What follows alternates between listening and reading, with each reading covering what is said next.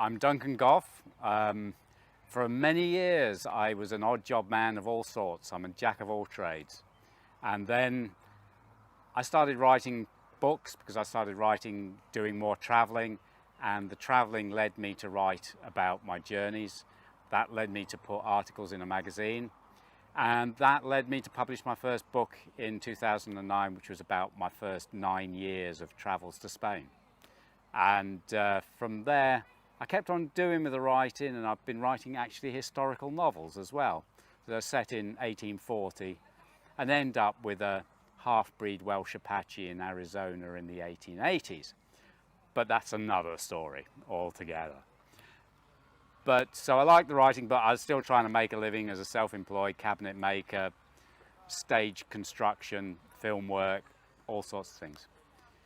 Very unfortunately, in 2014, my mother suddenly died, but she left me a small legacy, which has allowed me to stop being a jack of all trades and to concentrate on what I wanted to do, which was actually become a professional writer. So that's what I'm working on now, being a professional writer. I was born in Wimbledon, but I was brought up in Rhodesia. And then I ended up in the UK, and I've worked in Scotland, I lived in Greece, I've worked in Italy, I've worked in Spain. I've done a lot of travelling in lots of different places. But what happened was, in 1980, my parents built a house down near Ronda in Andalusia in Spain. And I went out there for the first time. And that first time when I arrived in Spain, it felt like home. Looking back at it, I think part of it is the smell of dust, the sound of the cicadas, the heat, all took me back to that childhood in what is now Zimbabwe, and very similar sort of environment. And that kind of keyed me into Spain. And so then I really kept on wanting to go back. And from 2000, where I started going just for a week, that was all I could take off from my work. But each year it just built on itself. And I realized that you can go to Moscow in 5 days if you like, but you're going to be traveling in your own polytunnel. What I found about doing Spain, and doing it even though it was only a few days each year I got a little bit deeper into an understanding of the Spanish people, of their culture, of their society, and my Spanish improved bit by bit to a position where I find I can communicate quite reasonably after the first week. Before that, it may be a bit ropey, but I have my ways of getting around that.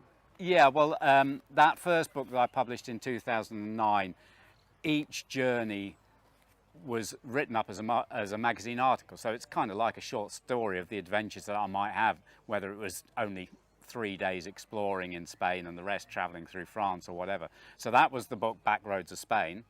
And that produced interest in Spain, and people asking me all sorts of questions about how do you do it, where do you go, and all that sort of thing, where do you stay.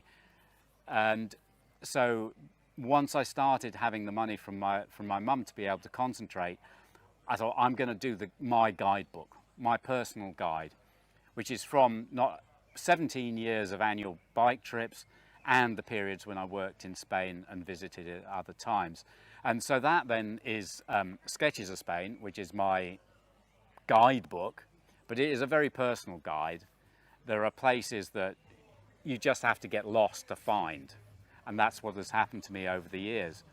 So very kindly, a nice Norwegian compared me to Wainwright, because I do sketch. My journal is doodles and sketches and writing in a book, and I draw my own maps to go with it. So I provide the maps. They're to locate places, really. And I did get a bit carried away that's why it took me 9 months to put this book together, because I got a bit carried away with drawing the maps. But the Norwegian guys did that. So it is about personal experiences, as well as this is a place that I found nice. I don't say start here, go there, do that. It's about finding the best way of exploring the country of Spain that I love so much. In order to try and make this work as an income, and I actually don't have a plan B, unfortunately, because my major pension is worth £700 a year. So, and I've just turned 60, by the way. So there is no plan B, but what I'm planning is to have another 3 books out by Christmas. So that I've got a bookshelf of 6 books.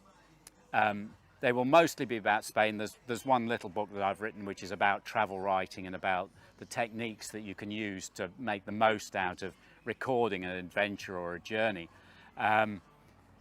So in April, I spent 3 weeks in Andalusia, research, journal, sketchbook.